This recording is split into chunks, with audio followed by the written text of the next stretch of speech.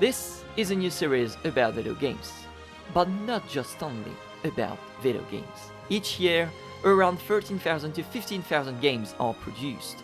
You have the big names and you have the outsiders, made generally by passions all around the planet.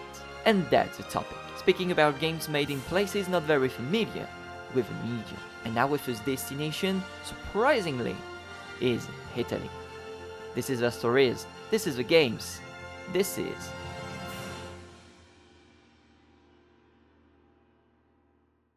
If you are interested in video games, you could be very surprised that I discuss about a game made in the country.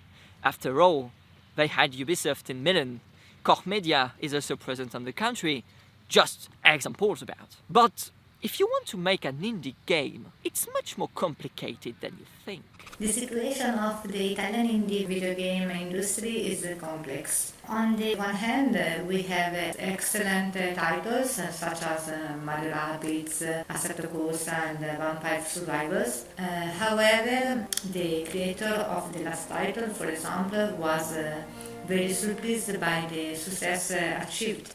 People are still struggling to create a real infrastructure that will allow the industry to grow and become self-sufficient.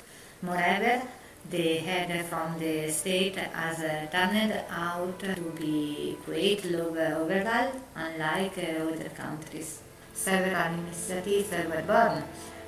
The association idea was the mission is to enhance the video games in Italy, has contributed a lot to improve the situation with some interesting projects, business events where the Italian developers and publishers from abroad can get in touch. This association is also the Ministry of Culture from the opening the tax credit. Finally, the first gaming incubators have been created in Italy. For instance, Cinecittà Game Hub, which we were part of. Cinecittà! That's a hell of a word. Not very famous in the world of video games though. Its real fame came from the cinema. Built under the impetus of Benito Mussolini in 1937, this large film studio based in Rome has hosted the directors of some of the world's biggest films ever created, especially epic historical fables. 150 peplums have been released there, including Quo Vadis in 1951 and 10 years later, in 1961, Cleopatra.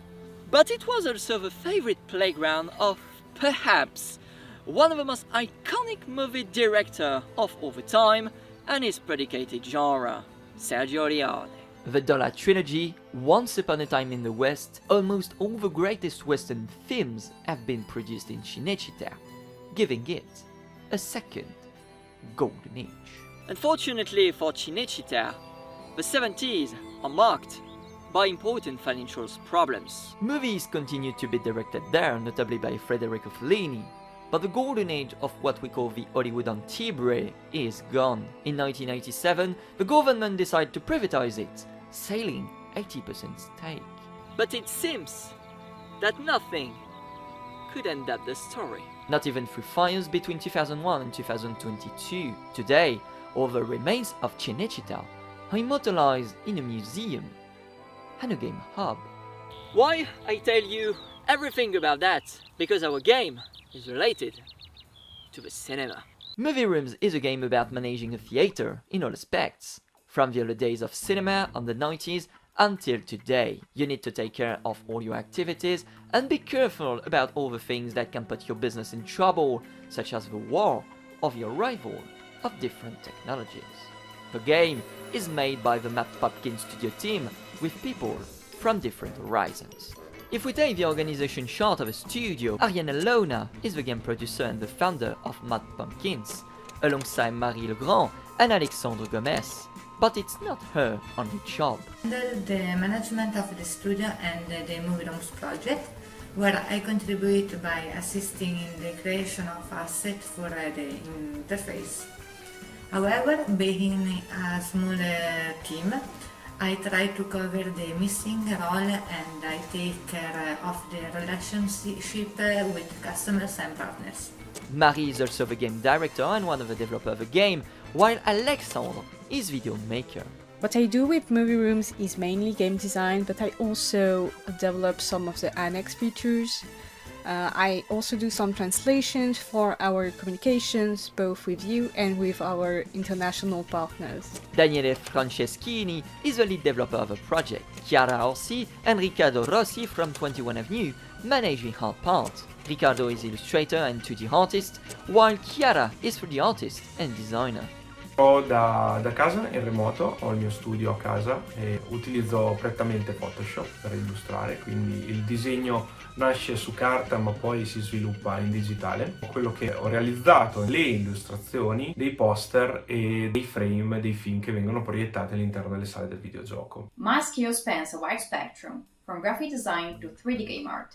And here I'm responsible for environment design, props creation, and animation of amazing animal characters, making sure that they're correctly integrated into the game's world. Finally, Ivana Muriani is the narrative designer, and the last member of the team is Alexandre Humbeau, is the composer and the sound designer of Movierooms. Mon rôle à travers ce projet, c'est de recréer des ambiances sonores des époques passées afin d'immerger au mieux les joueurs et joueuses.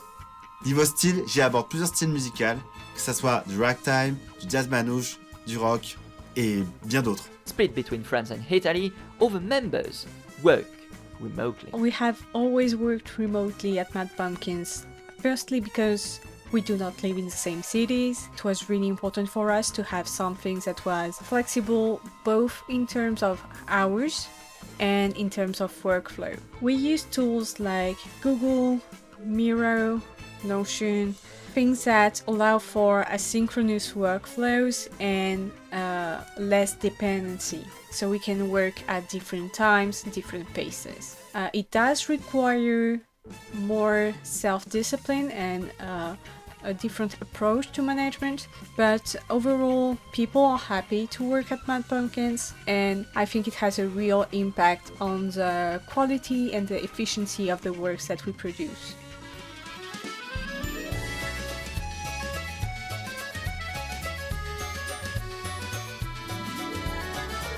France. This is where our story began. And I don't speak about my encounter with Ariana last year at the Paris Games Week, but the destiny of a game that should be a mobile one. So the idea itself of Movierooms is both Italian and French. It started out as a mobile game while Ariana was working in Paris, and it evolved through the collaboration with me and with the other people we have worked with to what it is today. When we found that our ambitions for the game could not be met by a mobile game with minigames inside, we turned to one of our favorite genres of games, which is management games. And this opened the concept to more depth, to more exciting possibilities, experimentation, all of this. And it took several iterations, it took a lot of feedback from seniors of the industry, from editors, to have something that is engaging enough to play and to convey our passion for cinema. Plus, the team have been able to count on another ally. Women in Games is an association that is focused on encouraging diverse teams in the video game development. Across multiple countries, they bring more women and marginalized gender at all levels of creation and leadership. We actually met through the Women in Games Slack, and they were a part of our journey all along. But in 2023, they made it possible for us to be a part of the Paris Games Week, where we had stand where we were able to display our prototype, make it visible to players and editors. So this was a big thing for us. And what could be more fantastic than having a collaboration with one of the greatest theater in Paris, the Grand Rex. The studio strives to create video games with content that is above all entertaining, but also rich in cinematic history. With this in mind, we have developed partnership with various cultural institutions. This includes our only partnership with Grand Rex Studios, a historical cornerstone of cinema in Paris. In this game, we have been able to integrate cinematic material like 3D objects and subtle projected film image. The Grand Rex is also interested to see their entire cinema structure inside the game. This is a great opportunity for collaboration given its glorious history. This is the end of the video. Thanks for watching it, and if you want to support Movierooms, you know what to do. Check their Kickstarter page, wishlist the game on Steam, and share their work on social medias. We really appreciate your support, and we really want you to have fun playing our games, so thank you so much for helping us make this project possible. Merci encore de votre soutien et je vous dis à très bientôt dans l'univers de Movierooms.